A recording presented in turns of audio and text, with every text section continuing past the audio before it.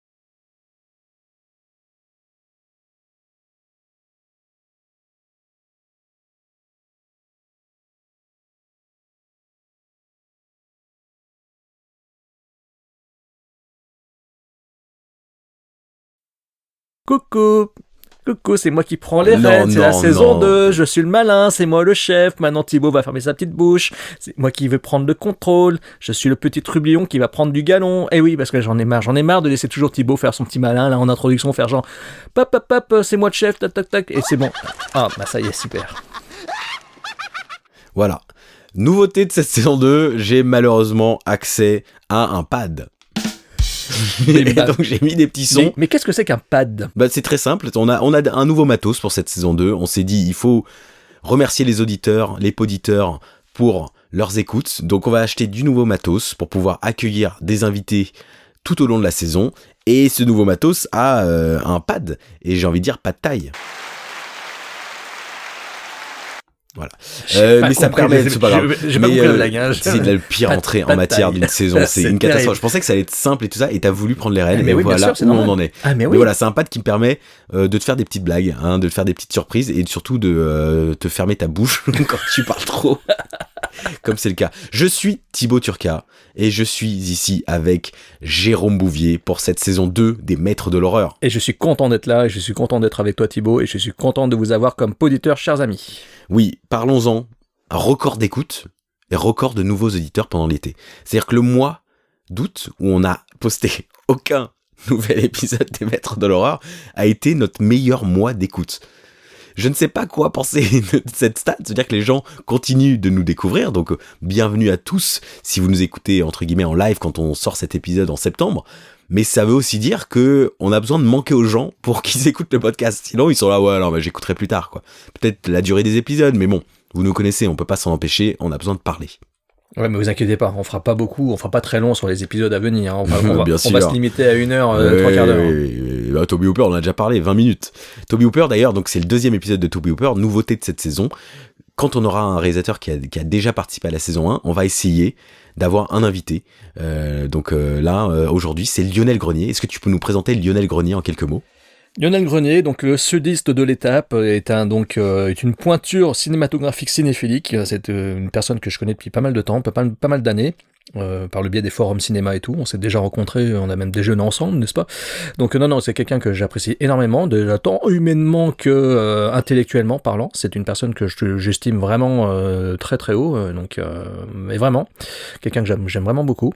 Et en plus de ça, ce mec a je ne sais combien de vies en une seule. Des fois, je me demande comment il arrive à faire autant de choses, etc. Mais c'est parce que c'est quelqu'un qui a une énergie incroyable et qui un train de vie de fou qui fait que, en fait, je pense que il peut pas s'arrêter, il ne doit pas s'arrêter, en fait, parce que je pense que s'il s'arrête, le jour où il arrête, je pense qu'il cale.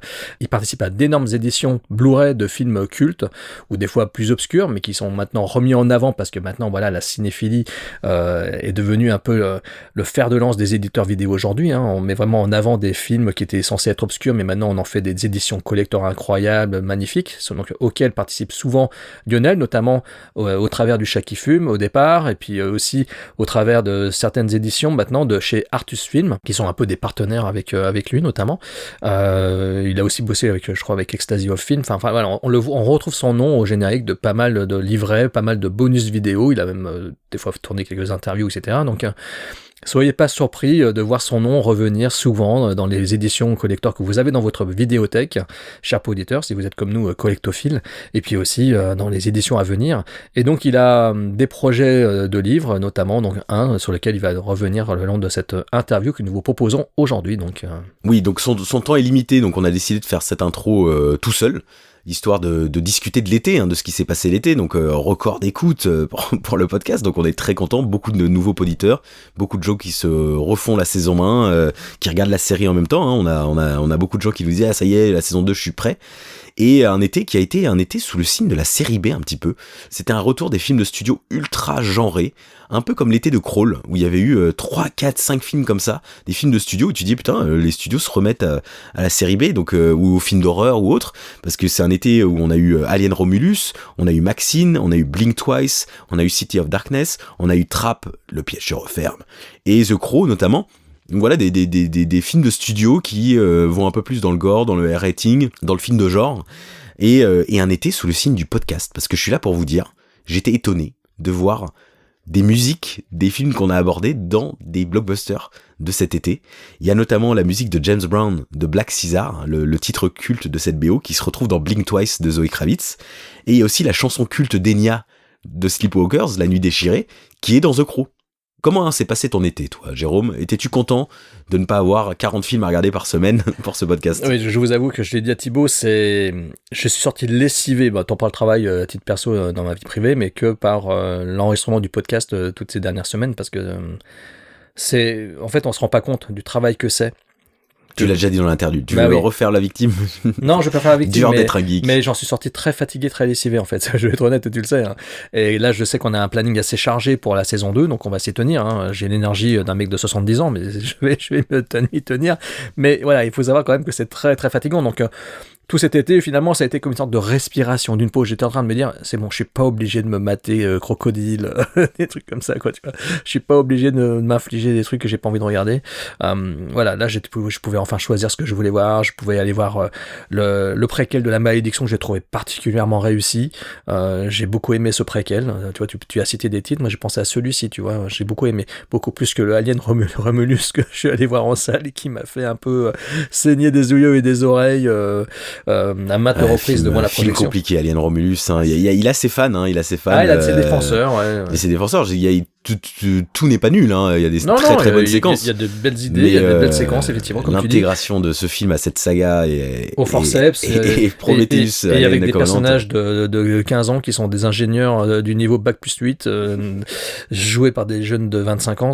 C'est franchement, mais quelle idée de mettre ces personnages-là, mon Dieu, quelle horreur. J'ai eu l'impression de voir Alien versus Predator Requiem dans un lieu clos, alors que moi je voulais voir autre chose. J'ai pas vu le film que je voulais voir. Tu ne voulais pas voir la suite de Prometheus Alien Covenant où les ingénieurs ont toujours une place extraordinaire dans cette saga. On peut pas voir un film avec de vrais aliens jusqu'au bout. Excusez-moi, Fox, excusez-moi. Vous avez honte de vos aliens ? Vous ne voulez pas que ça soit les méchants du film ? Vous voulez juste qu'il y ait autre chose à chaque fois, une autre créature ? Bref, insupportable. Et pourtant, il y a eu Alien Résurrection de Jean-Pierre Jeunet. On a vu ce que ça donnait à la fin. Et pourtant, ils le refont. Et ils sont contents. Bah non, faut rendre hommage à toute la saga, à tous les films. Toutes les mauvaises idées, le mauvais goût, faut le remettre. Et puis des personnages tête à claque. Enfin bref. À deux exceptions près. L'héros l'héroïne et son acolyte Android, je les ai beaucoup appréciés.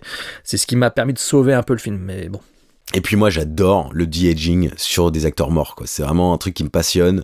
Christopher Reeve dans The Flash, là dans Alien Romulus, c'est vraiment arrêtez, par pitié, arrêtez ça, c'est horrible. Mais voilà, mais c'est drôle parce qu'en fait Fede Alvarez, pourquoi on en parle vite fait, Fede Alvarez, qui aurait pu être un maître de l'horreur finalement, parce qu'il a fait Evil Dead, il a fait Don't Breathe, il a écrit Don't Breathe 2, l'un des meilleurs films d'horreur de tous les temps. Et là il se retrouve à la tête d'un blockbuster grâce à cette carrière. Ouais. Après Millennium 2 qui est aussi épouvantable, il fait Alien Romulus qui est beaucoup mieux que Millennium, mais il transitionne en fait, il garde un peu des influences genre, il y a beaucoup de scènes d'horreur dans Alien Romulus, c'est pour ça que les gens aiment, c'est un peu plus horreur que les délires de Prometheus et Alien Covenant. Voilà, c'est un film qui se veut très Fede Alvarez, c'est-à-dire que dans Evil Dead et Don't Breathe, c'est des films de groupe. Il y a un groupe de jeunes. Don't Breathe, c'est d'ailleurs exceptionnel pour ça. Moi, je trouve, c'est définir un groupe de début. Ils sont désespérés. Il faut qu'ils veulent quelque chose. C'est le même début qu'Alien Romulus. Et les affinités qu'on a avec les personnages changent en cours de route parce qu'il y a des personnages qui meurent, etc. dans Don't Breathe. Donc, tu te retrouves pas forcément avec des personnages que t'aimes.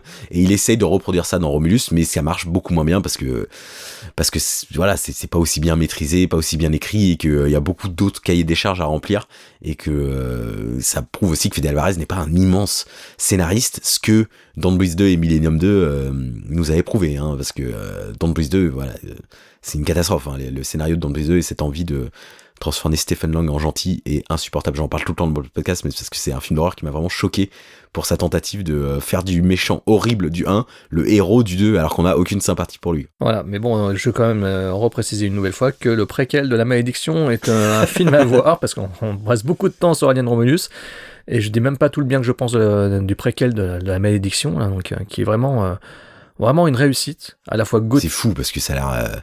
Parce que là, j'en peux plus, en mode c'est requel, prequel, oui, avec l'Exorcist Believer, là il y a l'Exorciste Rosemary's Baby préquel, ça a l'air horrible. Alors ça, quelle idée de faire ça. Je savais même pas que ça existait, cette connerie. Il y a le trailer qui est sorti, ça a l'air naze. Bah, l'Exorciste, catastrophe. Là, il n'y a rien à dire, c'est nul, c'est mauvais. Voilà, c'est au niveau de l'Exorciste 2, l'hérétique, et peut-être même pas. Attention, il y a ses fans, hein, l'Exorciste 2. Ouais, je connais. Maintenant, on peut plus dire que c'est une bouse. Les gens disent, c'est bien. Non, c'est de la merde. Non, il y a Monsieur Steelbook Paradise, Monsieur Paradise, qui adore et qui me l'a même dit en messagerie. Non, moi, premier degré, j'adore l'Exorciste 2, l'hérétique. Je me dis, putain, mais c'est pas possible. Mon pote Rémi, qu'est-ce qu'il me fait? Mais bon, c'est pas grave, c'est bien, il a ses défenseurs. Mais par contre, non, le film qu'ils ont fait, donc l'Exorciste, est vraiment une catastrophe. Voilà.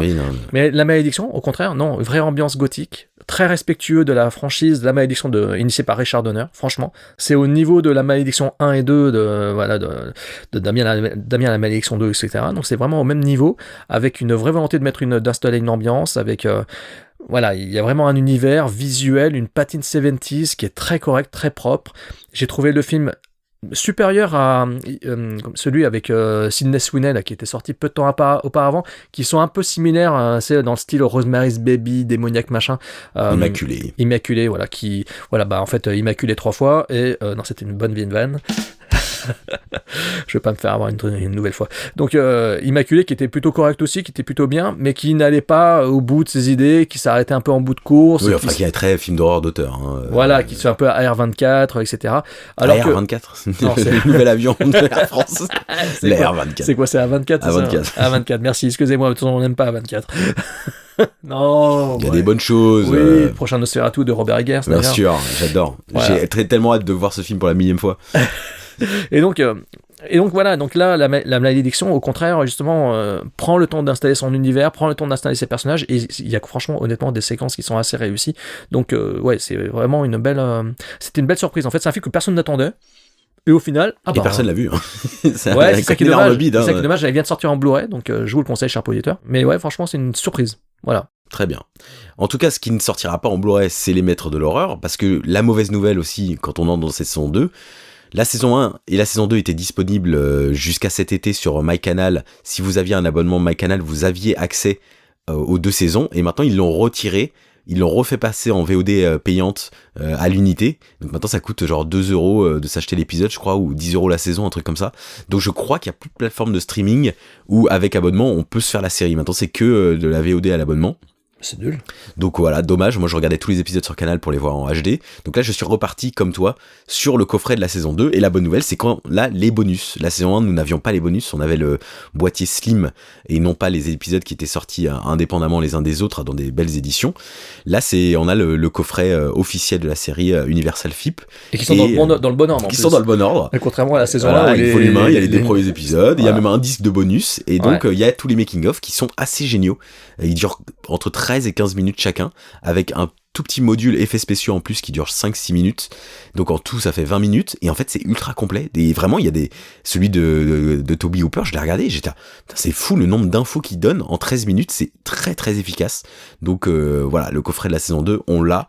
Mais il n'y a pas les commentaires audio. Je crois qu'aux États-Unis, il y a les commentaires audio. Là, ils sont pas dessus.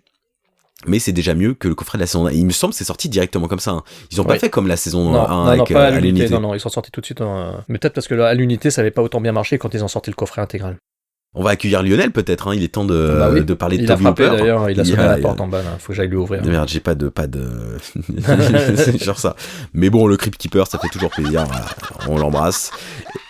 Et donc, pardon, je crois que ça va être le running gag de cette saison. Et donc, Lionel Grenier nous rejoint officiellement. On l'avait teasé dans l'épisode de Toby Hooper de la saison 1. Tu t'étais permis de le teaser d'ailleurs, Jérôme. Oui, de façon très maladroite certainement, et il doit m'en vouloir encore, j'imagine. Donc, connaissant Lionel, il doit me faire la gueule, mais bon. Je m'attends à avoir au moins 15 messages par jour sur ma messagerie, mais bon, tant pis. Hein. On fait comme ça. Hein. Merci à toi, Lionel, d'être avec nous. Salut. Salut Jérôme, salut Thibaut, merci pour l'invitation. Ça fait plaisir. Grand plaisir, parce qu'il paraîtrait-il que tu es un expert en Toby Hooper. Exactement. En même temps, il y en a pas beaucoup, donc du coup, je me suis dit, c'est le seul moyen pour me faire remarquer, je vais être un expert de Toby Hooper. Parce que c'est vrai que jusqu'à présent, moi, je te connaissais comme expert de Lucio Fulci, et savoir qu'aujourd'hui, et en plus, t'es passé maintenant dans le camp du Toby Hooper, dans le camp du massacre, et je me suis dit, waouh, quand même. Lionel, déjà, t'es déjà partout, parce que nous, en tant que gros cinéphiles comme toi, et en tant qu'aussi que collectionneur d'éditions collector, ton nom est connu de tous les auditeurs qui sont comme nous obsédés par les éditions Blu-ray de plein de films méconnus ou même des films connus. On voit souvent ton nom revenir. Et là, je me dis, waouh, quand même, sacré Lionel, quoi. Sacrée carrière, incroyable. Ça fait des années que l'on se connaît, toi et moi. Et je me dis, ce mec, il arrive à avoir 36 000 vies en une année, quoi. Il arrive à faire... je sais, comment arrives-tu à avoir ce rythme de dingue pour sortir des collectors, pour sortir, tu vois, participer à des éditions? Comment tu arrives à gérer tout ça, dis-moi? Moi, je me pose la même question avec vous quand je vois tous les films que vous voyez par semaine. Je me dis comment ils font pour en voir autant. Non, mais après, c'est une question d'organisation. Je me souviens d'une interview de Clive Barker, qui est un écrivain, qui peint aussi, qui a réalisé des films. Il a expliqué sa méthode de travail pour être créatif, être productif. Donc, en fait, il avait un planning vraiment très précis. À tel moment de la journée, il faisait ça, etc., etc. Donc moi, c'est ce que j'essaie d'appliquer pour moi, entre mon travail, la vie privée, et puis cette activité complémentaire. Donc voilà, c'est une sorte de gymnastique. Mais après, pour revenir sur, tu parlais de Fulci et Hooper et tout ça. En fait, Fulci, j'ai commencé à travailler dessus en 2007. Ouais. Et le projet du livre sur Toby Hooper est né en septembre 2008. Donc c'est presque en même temps, sauf que j'en parlais pas puisque c'était une aventure qui a pris beaucoup plus de temps que prévu, le livre sur Toby Hooper. Oui. J'en parlais pas trop. Mais donc voilà, ce sont deux sujets que je travaille depuis à peu près la même période. Mais c'est un réalisateur que tu aimais autant que Fulci ou... En fait, comment c'est parti, c'est que c'était durant l'été 2008, je devais réfléchir à un sujet d'un article pour un fanzine, je me rappelle plus lequel, et donc j'avais commencé à revoir certains Toby Hooper, et du coup j'avais cherché un petit peu des lectures sur ce réalisateur-là, et c'est vrai que la plupart des publications disaient que, grosso modo, c'était l'homme d'un seul film, Massacre à tronçonneuse. Et puis, en revoyant et du coup en découvrant d'autres de ces films, je trouvais que c'était un petit peu réducteur. Donc, je me suis dit, il y a peut-être un article intéressant à faire là-dessus. Et donc, j'ai commencé à écrire, et puis j'ai commencé à m'intéresser à son début de carrière. Et voilà, de fil en aiguille, l'article, je ne l'ai pas fait, puisque ça a pris des proportions... trop importante, et après je me suis aperçu qu'il y avait beaucoup de choses fausses racontées sur lui, notamment sur ses tournages. Donc en plus de l'aspect, on va dire, analytique de ses films, je me suis dit qu'il fallait enquêter sur sa carrière, sur les productions, sur ce qui s'est vraiment passé sur les tournages. C'est aussi le problème de certaines critiques, c'est qu'ils vont analyser un film sans connaître forcément le contexte, et donc du coup ils vont pouvoir interpréter des choses qui ne sont que dans leur tête. Donc là, le but, c'était vraiment d'aller au plus près de la réalité de la production, d'essayer de comprendre qui était Toby Hooper, et en fonction de ça, d'essayer de voir ce qu'on peut retrouver dans ses films, qu'est-ce qu'il y a de commun entre son dernier film et son premier, etc. Et ensuite, pourquoi Toby Hooper? Alors, c'est là où je ne suis pas d'accord avec Thibaut, avec ce qu'il avait dit dans l'émission précédente. C'est qu'il avait posé la question si Toby Hooper n'était pas surestimé. Et en fait, justement, alors en tout cas en 2008, quand je me suis intéressé à lui, justement, pour moi, il n'était pas du tout surestimé, puisque on ne retenait que Masque la tronçonneuse et Poltergeist, dont on lui retire la paternité. Il y avait, on va dire, un espace critique à prendre en voulant défendre certains de ses films, et tout en essayant d'expliquer pourquoi certains films sont ratés, parce qu'il a une carrière un peu chaotique. Ouais. On en a bien parlé, ouais. Voilà, ce qu'il faut comprendre, c'est qu'au tout début des années 80, dans certaines publications de la presse professionnelle, son nom apparaît à côté de Spielberg, de Milius, enfin voilà, de gens comme ça qui ont connu des fortunes diverses. Mais à ce moment-là, voilà, c'est un nom qui est promis à être un grand d'Hollywood, et ça ne sera pas le cas. Ouais. Voilà, et donc j'essaie à travers le livre d'expliquer pourquoi ça n'a pas été le cas. Avant de rentrer plus en détail sur peut-être la trajectoire de sa carrière, dont on a beaucoup discuté évidemment dans l'épisode 1, si vous n'avez pas entendu l'épisode 1, c'est là où on décortique, on essaye en tout cas de tous ces films année après année.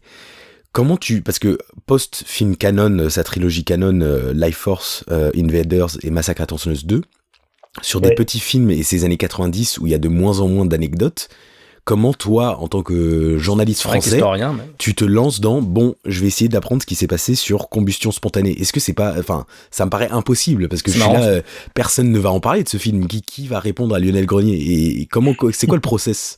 Déjà, dans les années 90, alors c'est là où je voulais revenir, mais sur ce que tu avais dit aussi dans l'émission précédente, mais qui est dit aussi dans d'autres espaces.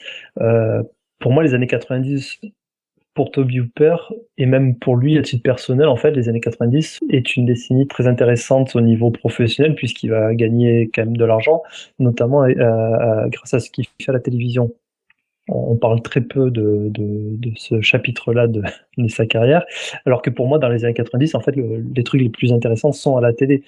Tu as évoqué à juste titre Body Bags.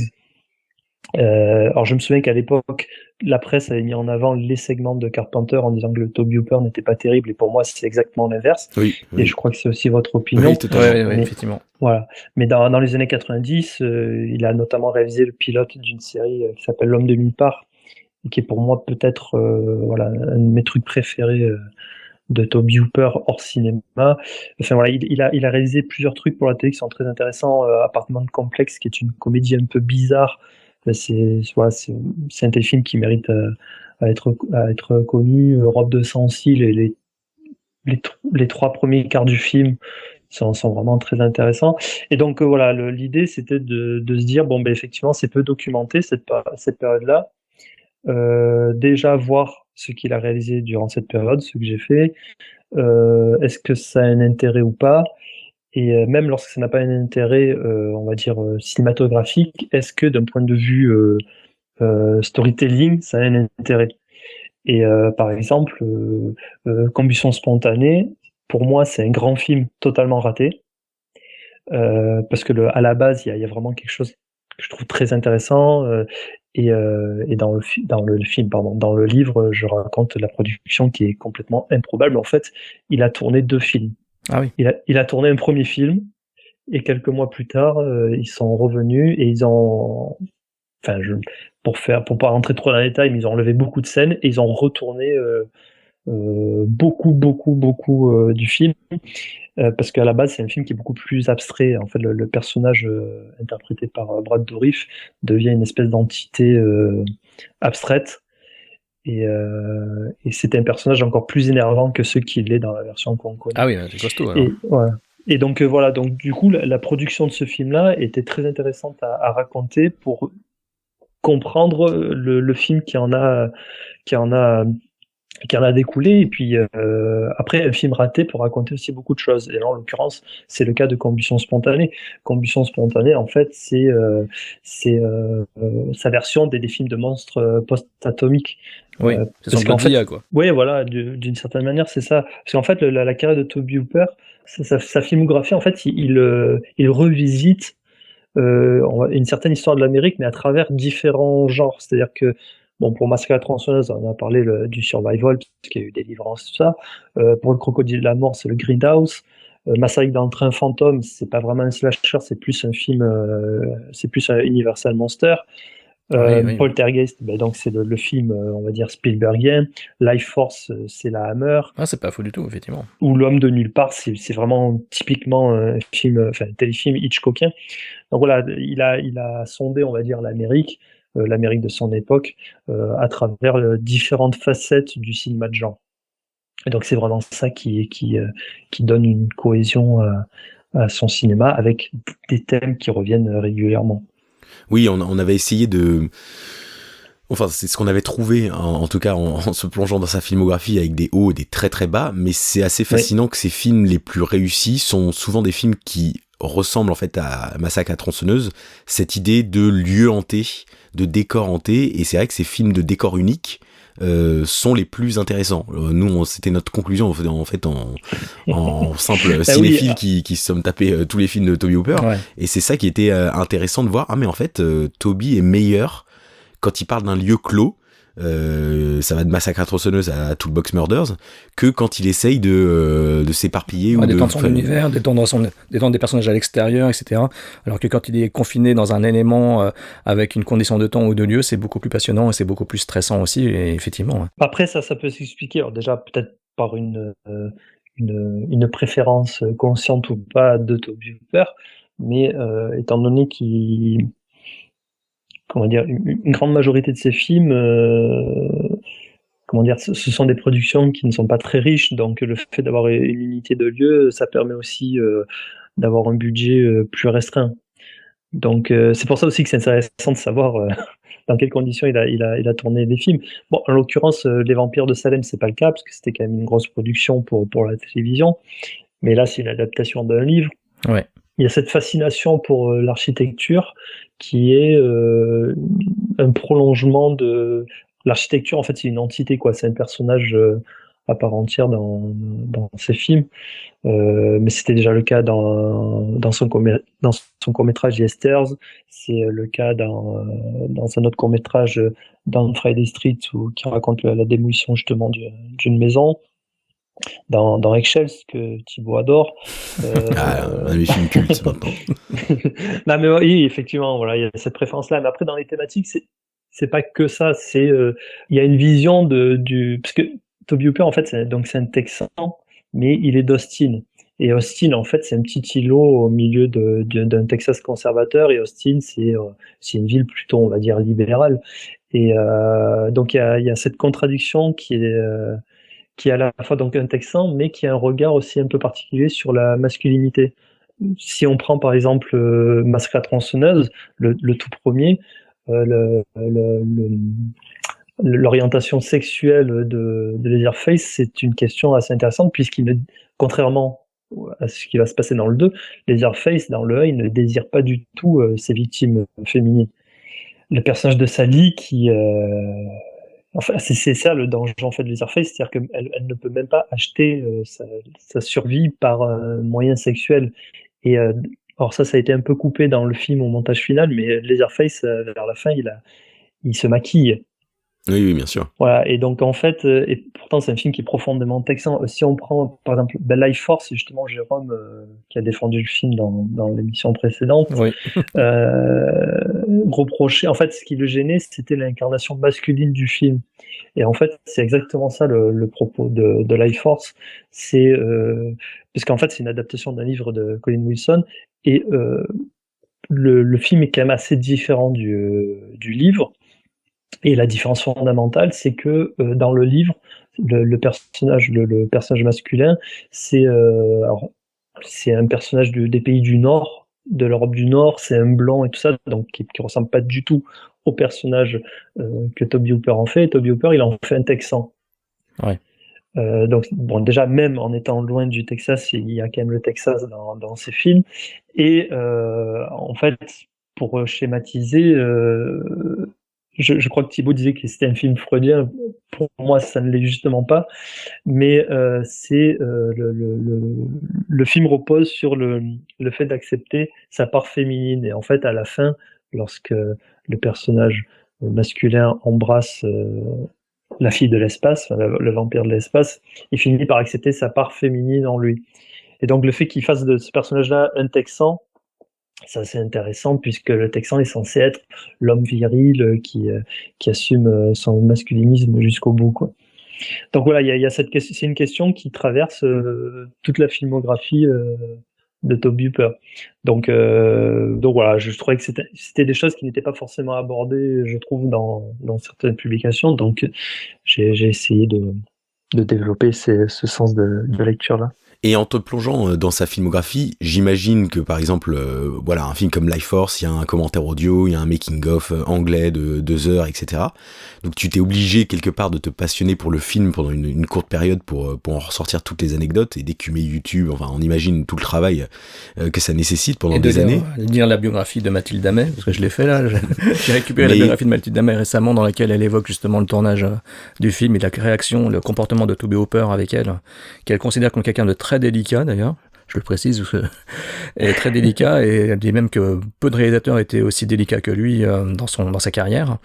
Et elle se rappelle vraiment, elle garde de bons souvenirs, c'est curieux, hein, elle garde de très bons souvenirs de cette... alors qu'elle elle venait de tourner dans Nemo, le film Nemo, je crois, et elle n'était pas très très connue, et justement très inquiète à l'idée de se retrouver toute nue, etc. dans le métrage, mais par contre entourée de beaucoup d'acteurs bienveillants, d'un réalisateur délicat avec elle, d'une équipe technique plutôt sympathique, et donc ouais, c'était vraiment...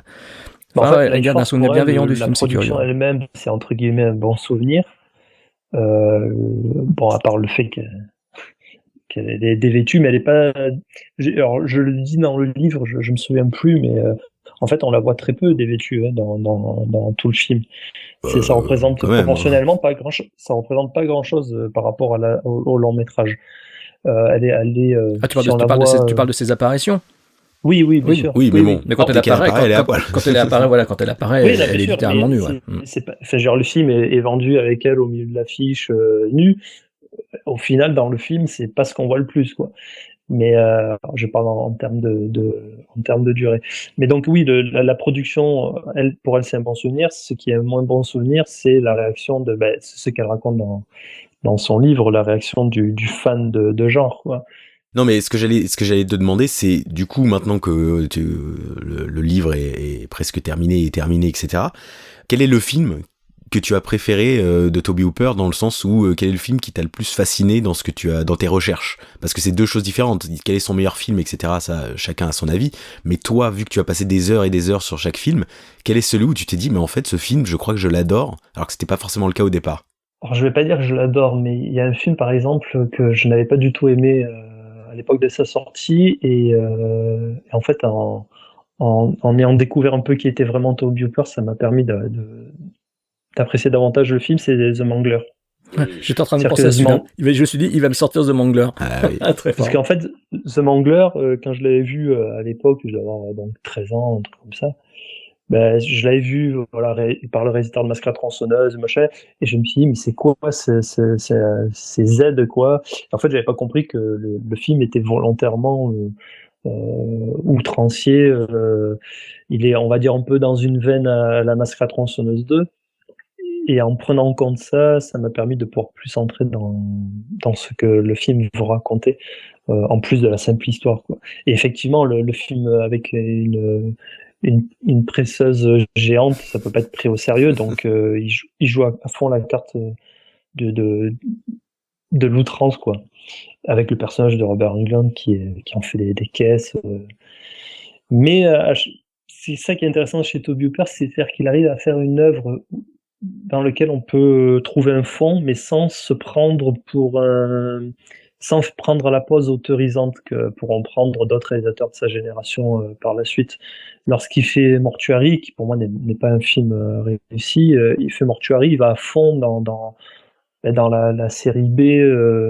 Lorsqu'il fait Life Force, malgré le budget, un film comme Life Force aujourd'hui, je sais pas si ça pourrait être reproduit de nouveau. C'est-à-dire que c'est un film qui ne prétend pas être autre chose que ce qu'il est, c'est-à-dire du grand spectacle, ça mélange plein de genres, c'est hyper généreux.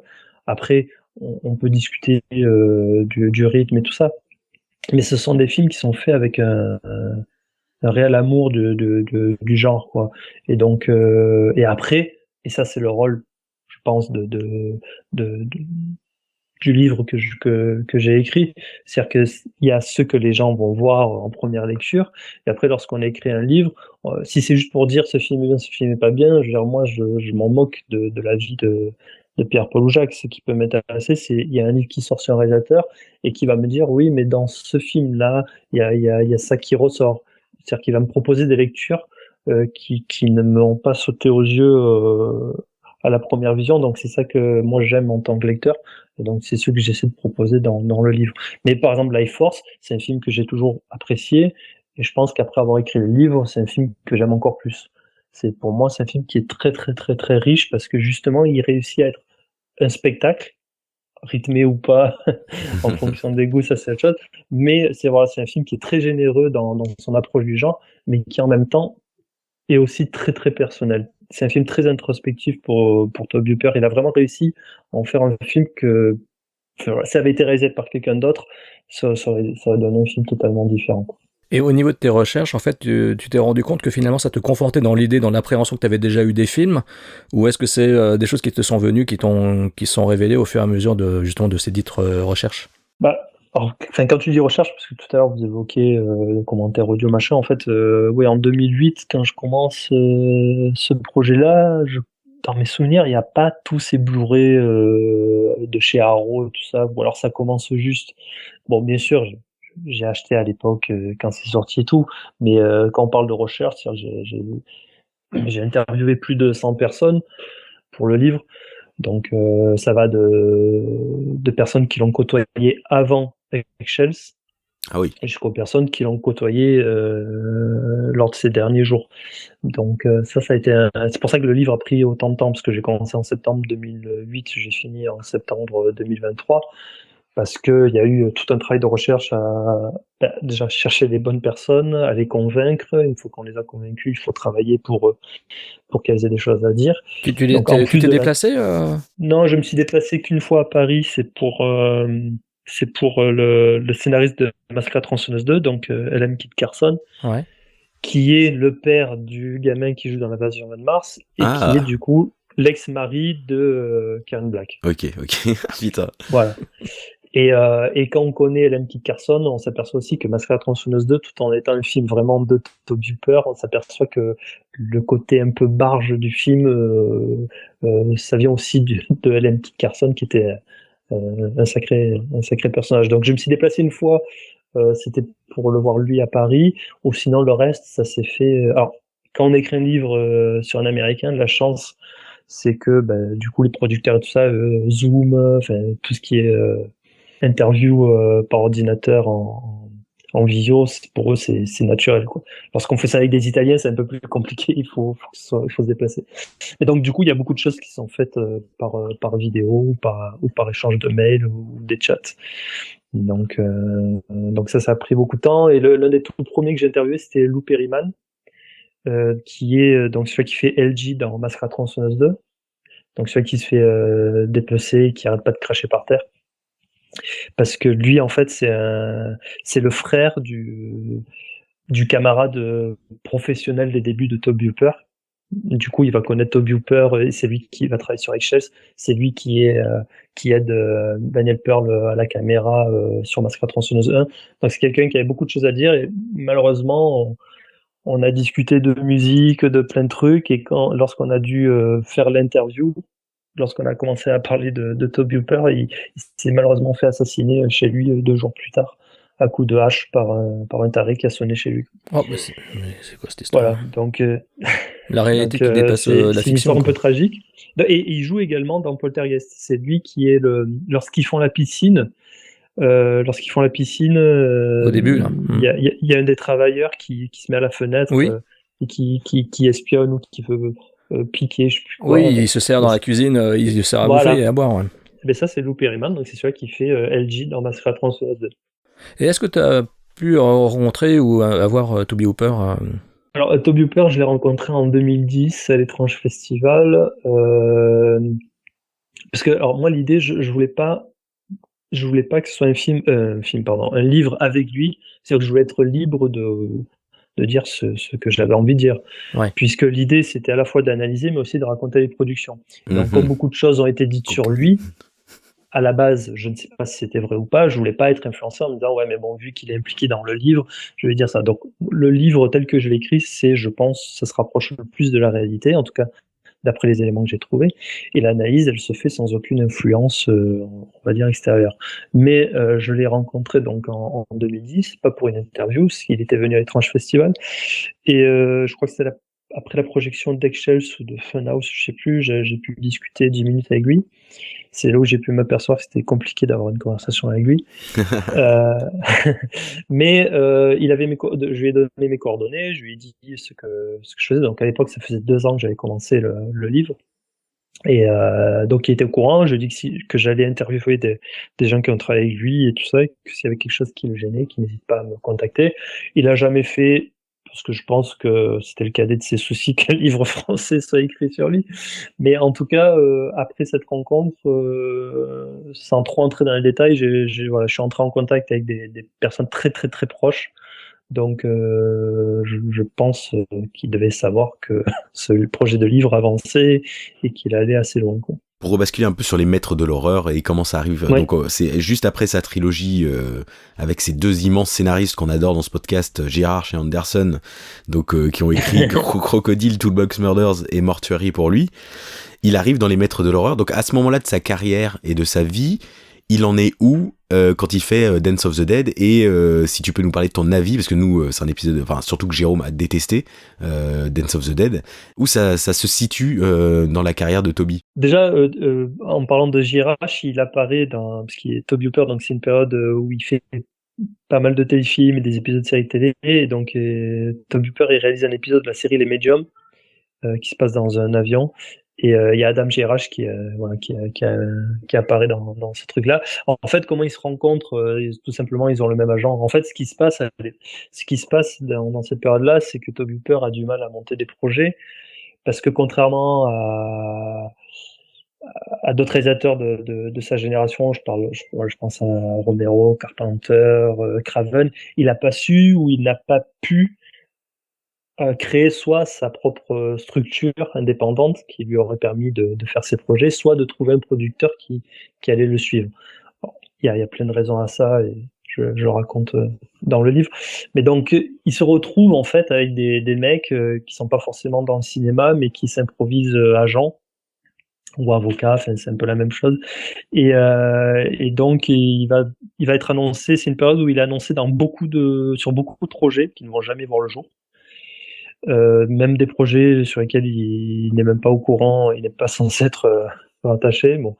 Et donc, on va dire que The Mangler, ça n'a pas trop marché. Ça va se rattraper en vidéo, mais donc voilà, ça c'est en 95. Et après, au cinéma, Crocodile, c'est un film qui est plus destiné au marché de la vidéo, donc c'était pas un film, on va dire, de cinéma. Là encore, une production complètement catastrophique. Il va encore tourner pour la télé, mais il a plus trop de propositions de télé, puisque pendant une certaine période, il va faire pas mal de pilotes de séries télé. Donc pour moi, l'une des pires choses qu'il ait réalisées, c'est le pilote de la série Freddy, qui pour moi est un ratage total. Donc voilà, c'est une période où il cherche un peu de boulot et tout ça, et donc il y a Mick Garris qui réussit à monter ce projet-là, qui sont les Masters of Horror, et donc bien sûr il fait partie de ce réalisateur-là. Voilà, donc en fait il arrive sur la série et il a le choix sur plusieurs scripts, et donc il choisit ce script-là, qui a donc été écrit sans savoir qui serait le réalisateur. Alors pour moi, c'est un épisode qui est plutôt intéressant, mais qui est un peu gâché par son montage. Alors j'ai longuement discuté avec le monteur, même lui-même il trouvait qu'il y avait trop d'effets, mais c'est Toby Hooper qui était dans une espèce de frénésie. Et donc voilà, je trouve que s'il y avait eu moins d'effets, l'effet je le comprends en fait dans la logique de l'histoire, mais je trouve qu'il y en a tellement que du coup ça ça gâche un peu l'épisode. J'en ai passé un peu la même chose que cette série, c'est un rendez-vous manqué en fait. Parce que ça a été vendu comme... Alors déjà, 1 heure, c'est un format un peu bâtard. C'est-à-dire soit tu fais une demi-heure, soit tu fais 1h30. Mais 1 heure pour raconter une histoire, soit t'en dis trop, soit t'en as pas dit assez. Et donc je trouve que ça se retrouve dans beaucoup d'épisodes de cette série. Et après, le fait d'être libre, certes, les réalisateurs étaient libres de faire ce qu'ils voulaient, mais il y avait quand même les contraintes de budget et de temps de tournage, donc ce qui donne des choses parfois pas top. Après, bon, Robert Englund, je trouve plutôt bien dans l'épisode. Je trouve que il y a des références à Richard Fleischer, qui était un réalisateur que Toby Hooper aimait beaucoup. Il faisait déjà référence à lui dans Life Force.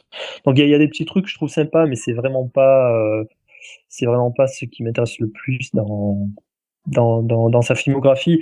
Mais celui-là, comme le prochain, en fait, ce sont des épisodes qui vont dire des choses que Toby Hooper a déjà dites.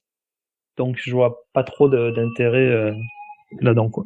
Bah du coup, on va passer aux Forces Obscures, donc son 2e épisode. Il avait 63 ans lors de la diffusion de la saison 2, un épisode qui est diffusé le 27 octobre 2006, qui ouvre cette saison 2 et donc cette saison 2 du podcast. Oui, non, bah, justement, sur le fait que ça ouvre la série, en fait, à la base, ils savaient pas vraiment quel épisode allait ouvrir la saison 2, et en interne, ils ont tellement adoré cet épisode qu'ils ont décidé qu'ils feraient l'ouverture de la saison 2.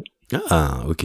Là, cette fois-ci, la seule différence, c'est que c'est Toby Hooper qui choisit l'histoire. Et donc, il va demander à Richard Christian Matheson, donc qui avait fait le scénario de son épisode précédent, il va lui demander d'adapter une nouvelle d'Ambrose Bierce, qui est une de ses nouvelles préférées, qui s'appelle Satan et chose, un truc comme ça en français.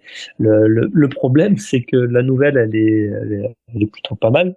Elle va inspirer Lovecraft d'ailleurs, elle est pré-Lovecraftienne, mais le problème c'est que en fait on peut pas du tout en faire, c'est pas transposable quoi. Donc il y a le scénariste qui se retrouve à devoir écrire très rapidement un script d'1 heure à partir d'une nouvelle qui n'est pas du tout visuelle. Et en plus, Richard Christian Matheson, il est très malade, il a une fièvre d'enfer.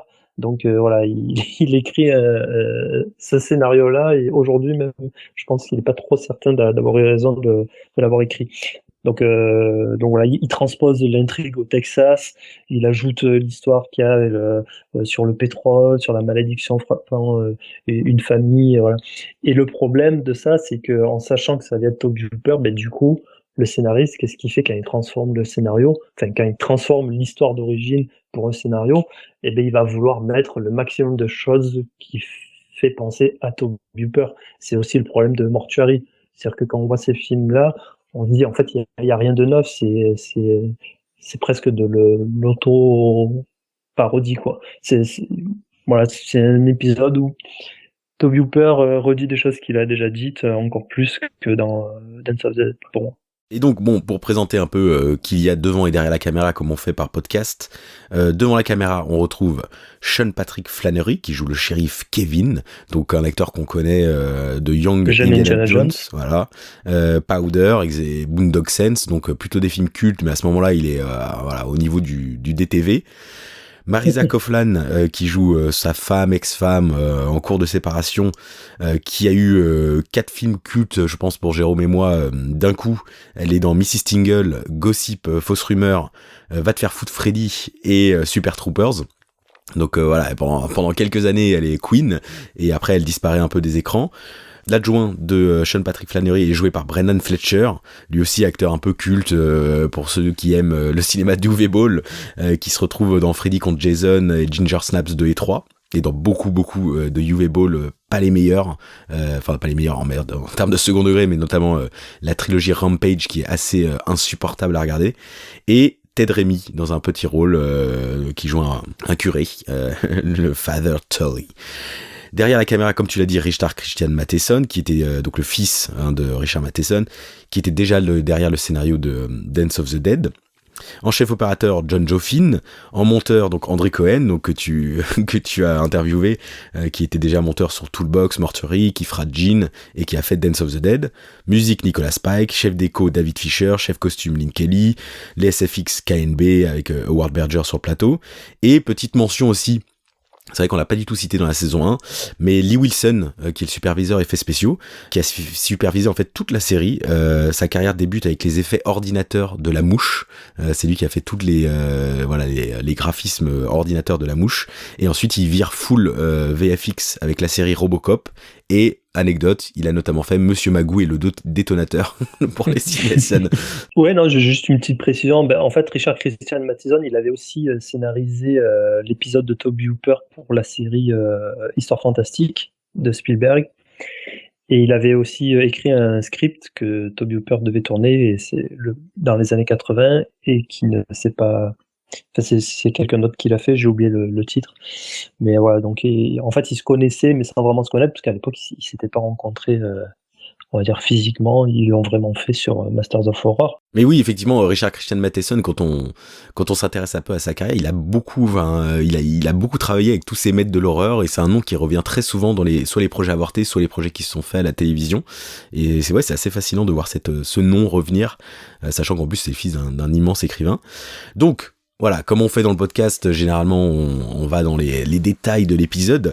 L'ouverture du film, on est au Texas en 1981, il y a un orage, une mère de famille parle du fait que la voisine a été violente, un père de famille rigole du fait que son fils a plein d'informations à donner, c'est Google avant l'heure, hein, le gars il a plein d'anecdotes, le petit, et le père vrille, d'un coup, il y a du sang qui apparaît au plafond et le père vrille, puis il se fait attaquer par une force obscure alors qu'il vient de tuer sa femme et qu'il poursuit son fils avec un fusil, avec des notes de montage proches de Dance of the Dead, hein, Jérôme va en parler, mais c'est vrai qu'il reprend un peu cet effet de montage, et un effet gore hallucinant. La scène d'intro finit par l'un des meilleurs effets gore de la série, et c'est là où on a vu déjà quelques épisodes de la saison 2, on peut le dire, la saison 2, je pense que c'est une note qu'ils ont probablement eue, c'est pas assez gore, etc. Et c'est vrai que le gore dans la saison 2 est exceptionnel, et en particulier dans cet épisode. Donc, Jérôme, on l'a dit, nous on n'a pas trop de souvenirs de cet épisode. Quand on avait revu Dance of the Dead, on s'est dit oh là là, très peur de revoir la saison 2, à mon avis ça va être une catastrophe. Cette intro met quand même dans le mood d'un meilleur épisode. Ah bah tout de suite, bien sûr dès le départ, je m'étais dit oui, là on est quand même devant une histoire qui va être concrète, qui va être bien précise, bien écrite, et dans laquelle il va y avoir véritablement de réels enjeux, et surtout un vrai sens du rythme et de la narration, hein. C'est-à-dire que tout ce que je reprochais à Dance of the Dead, j'ai tout de suite senti que dans les forces obscures, ça n'allait pas être la même chose, hein. Donc j'étais tout de suite rassuré dès l'introduction de cet épisode. Oui, on dirait presque un épisode en réaction à Dance of the Dead. C'est-à-dire que Dance of the Dead a des personnages pas crédibles et insupportables, a un montage que personne n'aime, il n'y a pas de gore, et je trouve ça incroyable qu'il ait réussi à faire ce film-là, Les Forces Obscures, The Damn Thing, en 2 semaines, sur le budget de la série, parce que c'est un épisode extrêmement ambitieux dans ce qu'il raconte, puisqu'on est proche de The Crazies, de Belko Experiment, de Mayhem, de ces films où la ville perd le contrôle. Et moi je suis ultra positif sur cet épisode, j'ai adoré cet épisode, j'ai été très surpris d'aimer autant, moi aussi, parce qu'en fait ça va tellement dans la noirceur et la violence thématiques qui sont propres à Toby Hooper, de masculinité, de cet homme, qui ça donne une nouvelle vision sur cet épisode grâce à Lionel. Mais oui, le côté le père de famille qui vrille mais qui se sent obligé de protéger sa famille, mais si lui est fou ou contaminé, qu'est-ce que ça va donner? Et c'est vrai que c'est tout l'enjeu du film, c'est est-ce qu'il va pouvoir protéger sa famille s'il perd le contrôle. Et en plus ça fait un parfait double feature avec l'épisode plus tard de Joe Dante sur lequel nous reviendrons. Et donc après 24 ans plus tard, c'est Sean Patrick Flanery qui est en shérif de la ville, dans un montage de la ville d'ailleurs qui rappelle un peu Eggshells, le début d'Eggshells quand elle était dans le camion et qu'on voit un peu la ville typique au Texas, parce qu'effectivement comme Lionel nous l'a dit, tout se passe au Texas. Toi dans cette entrée en matière, Lionel, est-ce que tu dis ah cool, ça va être un peu plus fun que Dance of the Dead, ou tu vois déjà des trucs qui te dérangent? Dans mes souvenirs, ce second épisode de Toby Hooper avait eu des critiques encore plus négatives que celui de la saison précédente. Oui, c'est l'un des moins bien notés de la saison 2. Voilà, mais c'est vrai que depuis quelques temps, j'ai de plus en plus de retours à dire positifs. En fait, il y a un truc je retrouve certaines choses qu'on avait déjà dans Mortuary, c'est-à-dire tu as la petite ville avec son shérif, tu as le diner, t'as la maison dans laquelle il y a un parent qui devient fou à cause d'un mal, d'une entité. La forme de la créature Totalement. rappelle un petit peu aussi celle qu'on voit dans Mortuary, et la photo de John Joffrin, elle reprend un peu les tonalités de celle de Gérard Présence dans Mortuary, avec ce côté un peu jaune-vert. Le truc qui du coup, enfin, me dérange entre guillemets, c'est que c'est censé se passer au Texas, c'est tourné au Canada, et donc du coup, pour essayer de recréer ce truc texan, ils utilisent ces espèces de couleurs, ces filtres. Il y a un côté pour moi un petit peu fake qui me voilà, qui me frappe. Après, déjà, on voit un peu plus ce qui se passe à l'écran par rapport à Dance of the Dead. T'as le sous-texte un peu écologique qu'on retrouvait déjà dans Friday Street ou dans Eggshells, c'est-à-dire dans les débuts de Tobe Hooper. Tu as le côté pervers, on va dire, de la religion qu'il y avait déjà dans Night Terrors ou dans Œil pour Œil. La saison 2 de la série, là je parle de manière générale, je garde pas trop de souvenirs non plus, et le Tobe Hooper, c'est celui dont je me souvenais on va dire le plus, un de ceux dont je me souvenais le plus, donc c'est peut-être parce qu'il m'a un peu plus marqué, mais il y a un truc qui est un peu marrant, c'est que la scène que les gens retiennent, c'est souvent celle avec le marteau. Ah oui, il y a le gars qui, voilà. Incroyable. Et en fait, ce qu'il faut savoir, c'est qu'à la base, cette scène n'avait pas du tout prévue pour montrer la folie qui commence à prendre. Il y a 2 chasseurs qui sont dans une forêt et qui vont devenir fous. Et puisque la scène là que je suis en train de décrire, en fait, c'était le seul lien véritable qu'il y avait avec la nouvelle dans Bronze Glass. C'était le seul lien, c'est-à-dire qu'en fait, ils ont fait l'épisode entre guillemets à partir de cette séquence là, quoi. Et au final, comme c'était trop cher, pour des raisons de budget, donc ils ont supprimé cette scène et ils l'ont remplacé par juste un bonhomme qui se tape à coups de marteau, et voilà, et au final c'est peut-être la scène la plus choquante, celle qui est la plus percutante de l'épisode. Il y a aussi la scène de l'accident aussi que j'avais je crois quand il soulève le corps, ouais, bien sûr. il y a un truc voilà qui est marquant. Donc voilà, c'est un épisode qui marque par quelques petits à-coups comme ça. L'épisode précédent, Tobe Hooper, il disait qu'il était parti, on va dire, d'Orange Mécanique, et que celui-là, c'était plutôt Shining. Donc je vois effectivement le lien, mais je suis pas... La série, de manière générale, elle m'a pas vraiment emballé, en fait. 24 ans plus tard, on a le shérif Kevin avec son copain son adjoint, qui est en train d'écrire un comic book et il veut absolument s'assurer que c'était pas un plagiat de Mickey Mouse. On a peut-être le plus gros défaut de cet épisode, qui est la voix off. Il y a une voix off, mais en fait qui commente en live tout ce que Sean Patrick Flanery est en train de faire. C'est-à-dire que c'est pas une voix off qui contemple, qui est dans le futur et on se dit il revient sur ce qui s'est passé. C'est vraiment une voix off où il y a un moment, il y a la boîte de son père, il dit c'est tout ce qui me reste de mon père. Et là il touche un canet, il dit je peux même pas l'ouvrir, tiens, c'est fermé. T'es là, mais attends, c'est quoi cette voix off? On est vraiment dans l'esprit intérieur de Kevin ou quoi? Mais voilà, on découvre la vie de ce shérif. Sa femme est partie il y a 3 mois, vit dans une caravane toute pourrie au milieu de nulle part. Il y a ce curé texan Ted Remy très inapproprié qui lui dit au fait on arrive bientôt à l'anniversaire, donc si tu veux péter un câble, viens à l'église, quoi, t'inquiète pas, hein, Dieu est là pour toi. Et on découvre aussi la maison du shérif, qui a un truc assez fou, parce qu'en fait voilà, le père a été attaqué par a non seulement pété les plombs, mais aussi a été attaqué par une entité, The Damn Thing, donc une force obscure. Et lui, le shérif, est persuadé que c'est arrivé, et du coup a couvert sa maison de caméras et d'écrans de sécurité. Et c'est vrai que c'est assez marrant. Et Sean Patrick Flanery est étonnant dans le film. Il a une classe à la Kevin Costner, j'ai envie de dire. Il incarne bien l'Amérique. Il est très très bon. Il a un peu vieilli par rapport à ses autres rôles. Et je sais que ça t'a étonné, toi, Jérôme, sa performance.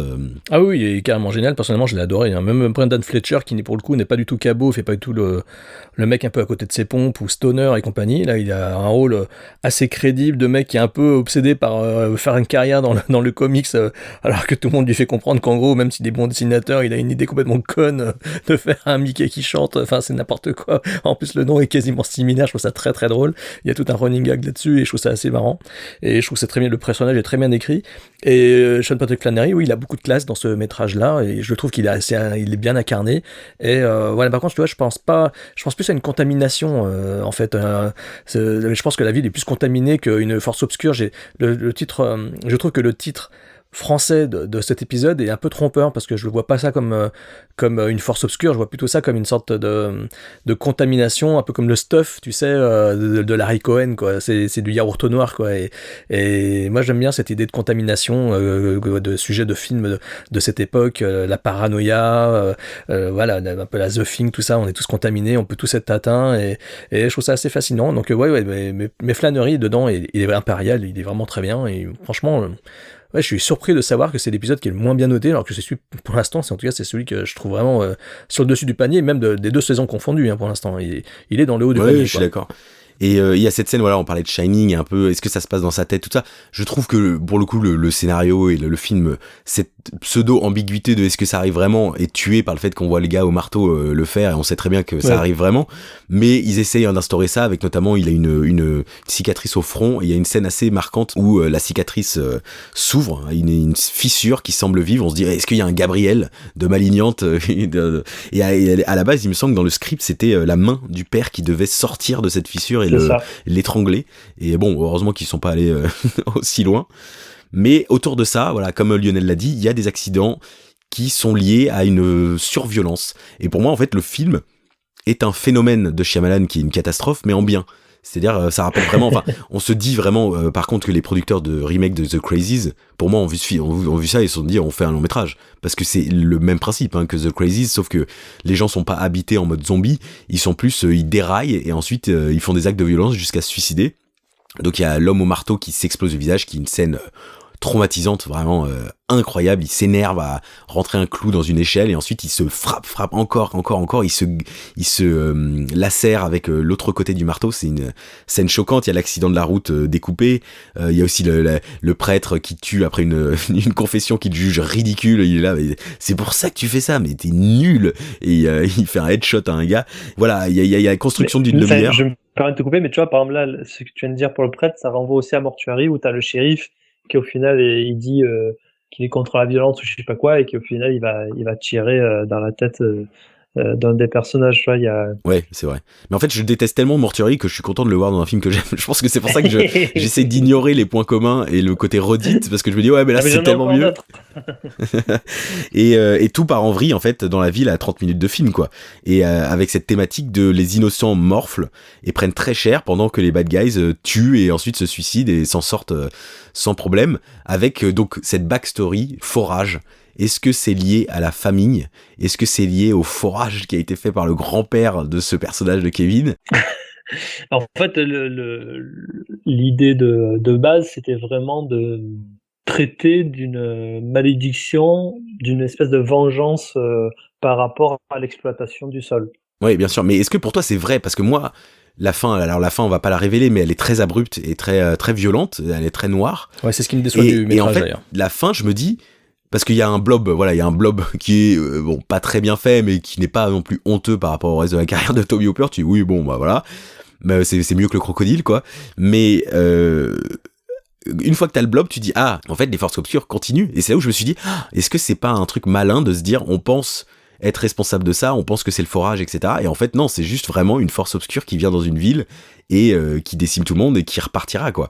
Est-ce que pour vous, c'est vraiment ça, lié à la famille de Kevin, ou est-ce que pour vous, c'est plus un faux semblant? Moi, je pense que c'est plutôt Lovecraftien pour moi en ce qui me concerne. Je vois plus ça comme une entité effectivement qui se terre sur la ville et qui d'un coup émerge par le biais des forages et qui se met à contaminer comme une maladie tout le monde, mais qui est en même temps incarnée par une créature protéiforme, un peu comme le tac de Stephen King dans Désolation et les régulateurs, qui est une sorte de créature qui pareil est sortie de terre parce qu'ils ont fait des explosions pour faire sortir des mines, tout ça, enfin des minerais, etc. Et on est un peu proche de ça, à mon sens. Et pour toi, Lionel, c'est vraiment lié au passé de Kevin et à sa famille, ou c'est juste un petit détail, mais qu'en fait les forces obscures c'est autre chose? Il faut voir la chose de manière symbolique. C'est puisque l'épisode se veut, on va dire, écologique, c'est l'idée de l'exploitation de la terre par l'homme et la nature qui finit par se rebeller.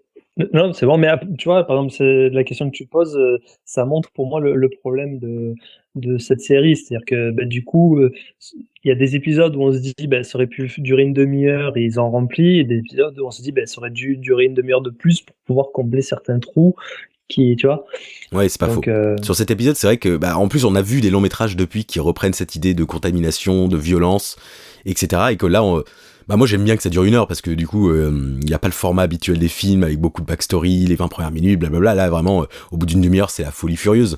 Mais effectivement c'est un épisode qui se prêterait bien à un long métrage, surtout qu'il y a des thématiques intéressantes. Dernière scène dont on peut discuter avant de te laisser partir Lionel, mais c'est la scène des réfugiés. Donc il y a des réfugiés en mode la nuit des morts vivants qui viennent au shérif parce qu'ils se disent c'est le shérif, qu'est-ce qui se passe, aidez-nous.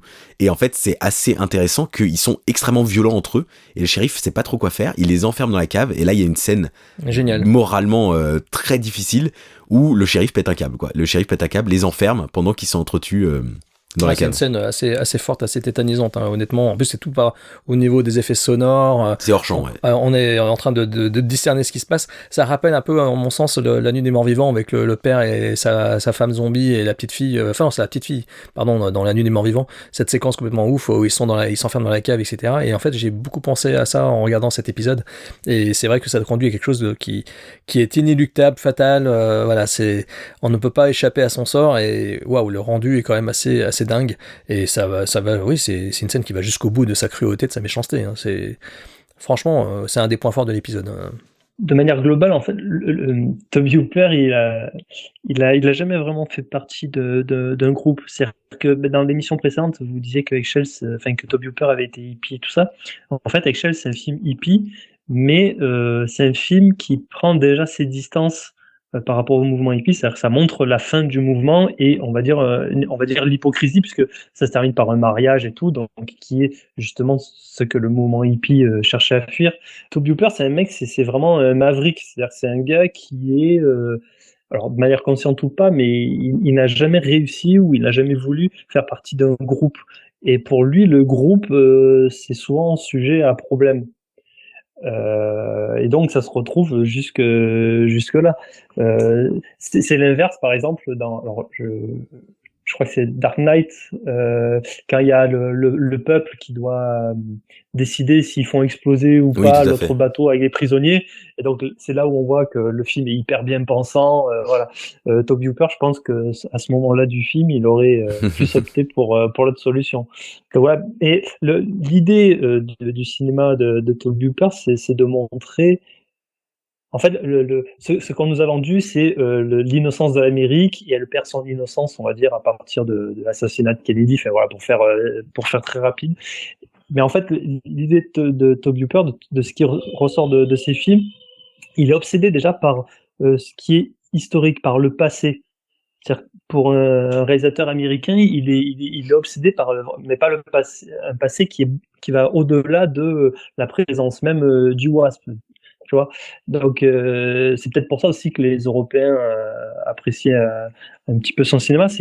Et donc pour lui, en fait, la base même de l'Amérique, elle n'a jamais eu de période d'innocence. En fait, le pays est fait déjà sur quelque chose de criminel. Et d'ailleurs, c'est ce dont parle aussi Poltergeist.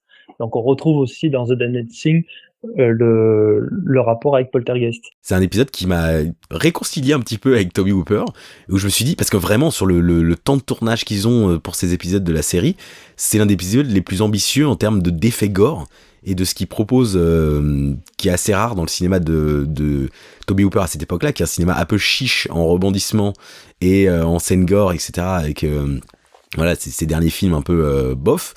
Et moi en tout cas j'en ressors là, je suis là putain, Toby Hooper en fait il lui restait encore quelques trucs à prouver quoi, et c'est vraiment dommage que finalement après les maîtres de l'horreur il n'y ait pas eu d'enchaînement comme d'autres réalisateurs comme Argento qui ont su profiter de la série, et que lui finalement son dernier film, voilà, on en a déjà parlé, c'est son jean quoi. Mais alors est-ce qu'il n'a pas été déçu justement par la réception critique de ce métrage là qui finalement était largement supérieur au précédent qu'il avait fait pour la série? Parce qu'effectivement je suis comme toi, hein, moi aussi hein, je suis un peu déçu de voir ce que ça a donné ensuite dans sa carrière, parce que ce métrage là pour le coup je lui trouve une vraie cohésion, une vraie belle construction où on est vraiment on est conduit d'un point du départ jusqu'à la fin, et c'est un vrai ride horrifique avec une vraie tension permanente. Donc je reviens pas que derrière ça il n'ait pas pu justement conduire sa carrière de la même façon avec le même panache quoi. C'est dommage. T'en penses quoi Lionel?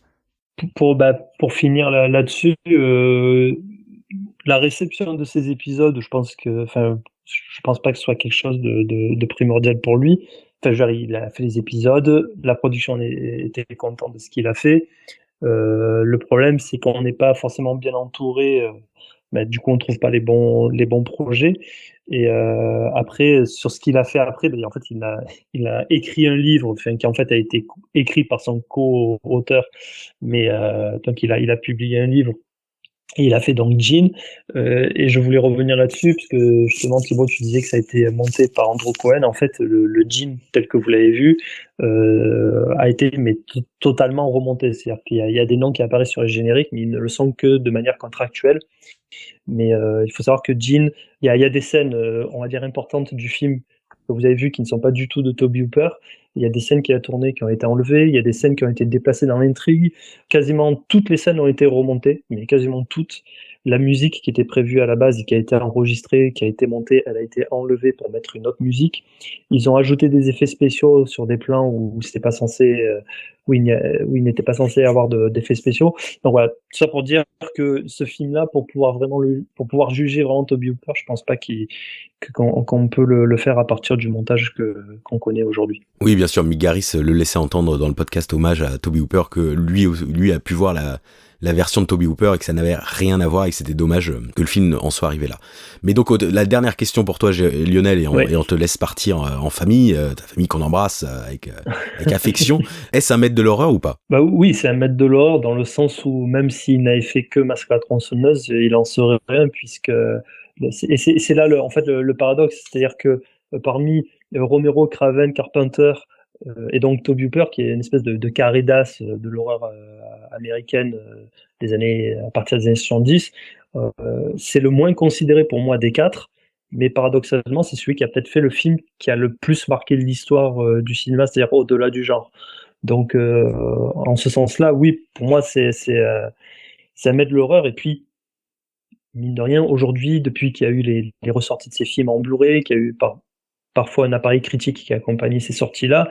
Aujourd'hui, il y a des films comme Crocodile de la mort, Salem, Massacre dans le train fantôme, Life Force, Massacre à la tronçonneuse 2. Rien que ces films-là, par exemple, aujourd'hui, ils ont un meilleur accueil qu'à l'époque. Et The Mangler aussi, il y a de plus en plus de critiques positives. Et donc voilà, je pense que quand on prendra chacun de ces films pour ce qu'ils sont vraiment, on aura un regard peut-être plus positif sur l'ensemble de sa carrière, même si dans sa carrière, il y a des choses très mauvaises comme Crocodile, Night Terrors, son épisode de Freddy, Mortuary, qui est un film qui s'effondre totalement. Enfin voilà. Donc oui, on peut considérer que c'est un maître.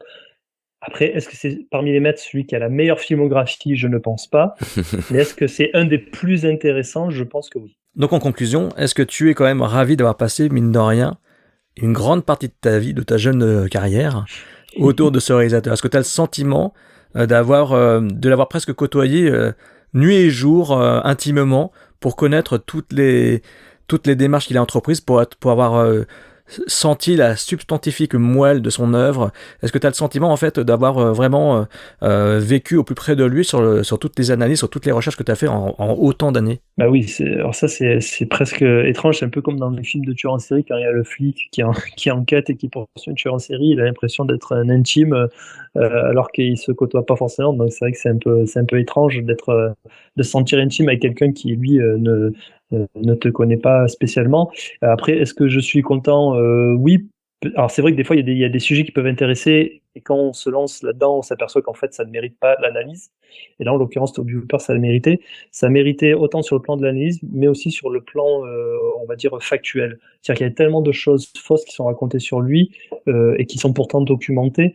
Rien que pour ça, je pense que ça vaut le coup d'écrire un livre sur lui et j'espère que le livre sera lu, ne serait-ce que pour Paul Terriès. Il y a beaucoup de choses fausses qui ont été racontées. Ça m'a donné une meilleure connaissance, parce qu'on écrit aussi des livres pour apprendre, hein.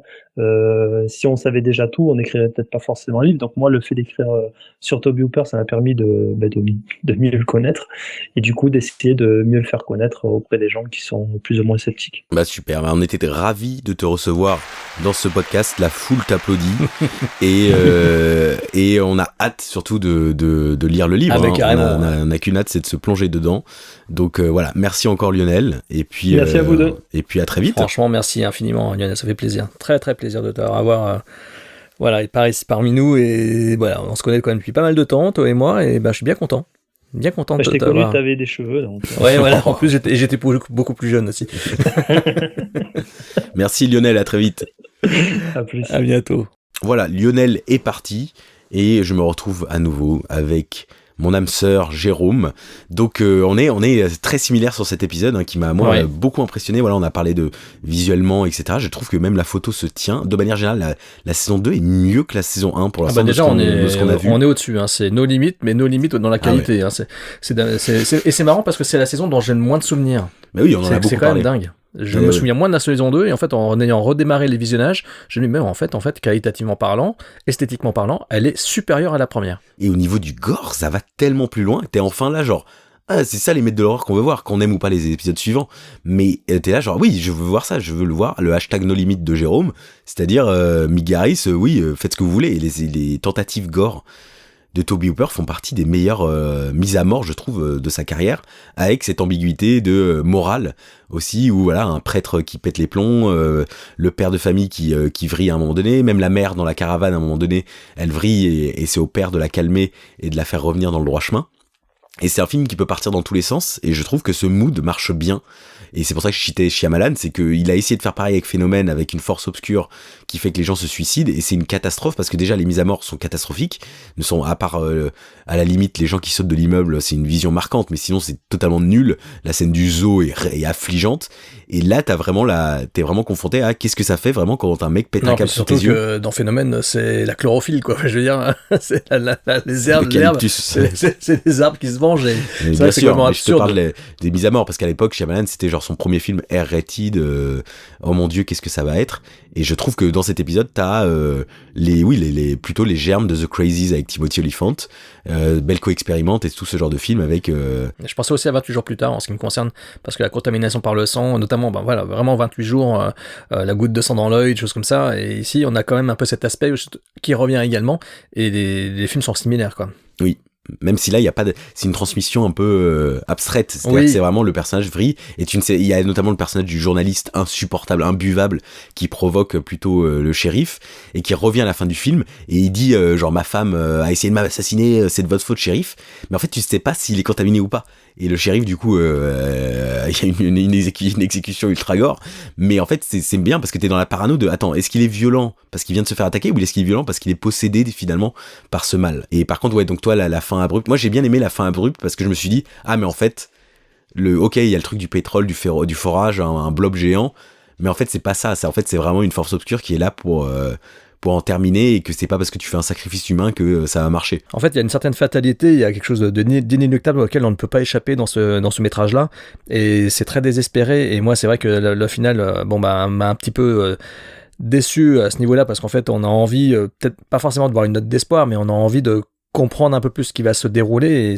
et le montage en fait est tellement heurté sur la fin que j'étais un peu énervé de voir ça, parce que j'ai retrouvé justement le gimmick visuel qui me déplaisait tant dans Stuff the Dead, même si là c'est moins prononcé dans ce métrage-ci, mais voir le film se conclure avec cet effet de montage que je déteste, ça m'a saoulé en fait. Donc j'aime beaucoup l'épisode, mais ces 10 dernières secondes m'ont terriblement agacé.